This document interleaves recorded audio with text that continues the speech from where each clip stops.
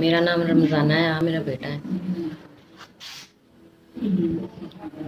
मेरा खाना मजदूरी करदा ਅੱਜ 5-7 दिन ਹੋ ਗਏ ਨੇ तो 1 ਰੁਪਈਆ ਹੀ ਨਹੀਂ ਟੱਕਰਿਆ। ਘਰ ਸਾਡਾ ਕਿਰਾਏ ਤੇ ਆ। ਬੜਾ ਮੁਸ਼ਕਿਲ ਕਰਕੇ ਪਾਸ ਹੁੰਦਾ। ਰੋਜ਼ਾਨਾ ਅੱਡੇ ਤੇ ਜਾਂਦਾ ਵਾ ਤੇ ਖਾਲੀ ਹੱਥ ਹੀ ਆ ਜਾਂਦਾ ਵਾ। ਕੋਈ ਨਹੀਂ ਮਜ਼ਦੂਰੀ ਮਿਲਦੀ, ਪੈਸਾ ਹੀ ਨਹੀਂ ਕੋਈ ਮਿਲਦਾ। ਆ ਬੱਚਾ ਛੋਟਾ, ਇਹਨੇ ਦੁੱਧ ਵੀ ਪੀਣਾ ਹੁੰਦਾ। ਅਸੀਂ ਦੋਨੇ ਜਣੇ ਗੁਜ਼ਾਰਾ ਕਰ ਲਈ ਤੇ ਬੱਚਾ ਛੋਟਾ ਇਹ ਰੋਂਦਾ ਵਾ ਤੇ ਚੀਜ਼ਾਂ ਮੰਗਦਾ ਵਾ। ਇਹਦੇ ਵਾਸਤੇ ਤਾਂ ਕੁਛ ਨਾ ਕੁਛ ਕਰਨਾ ਪੈਂਦਾ।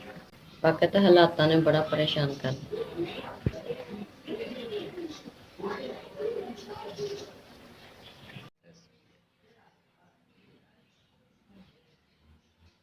SBS ਤੁਹਾਡੇ ਤਰਫੋਂ 3000 ਮਿਲ ਗਿਆ ਸਦਕੇ ਦਾ।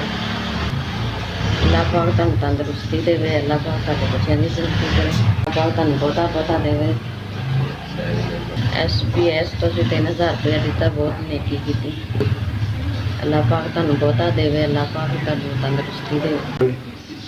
SBS ਤੋਂ ਅਸੀਂ 3000 ਰੁਪਇਆ ਦਿੱਤਾ। ਮੈਂ ਆਪਣੇ ਬੱਚੇ ਦਾ ਦੁੱਧ ਲੈ ਲਾਂਗੀ, ਕੁਝ ਖਾਣ ਪੀਣ ਵੀ ਕਰ ਲਾਂਗੇ। SBS ਤੁਸੀਂ ਕਿਹੜਾ 3000 ਰੁਪਇਆ ਭੇਜਿਆ, ਮੈਨੂੰ ਮਿਲ ਗਿਆ ਵਾ। ਤੁਹਾਡੀ ਬੜੀ ਮਿਹਰਬਾਨੀ।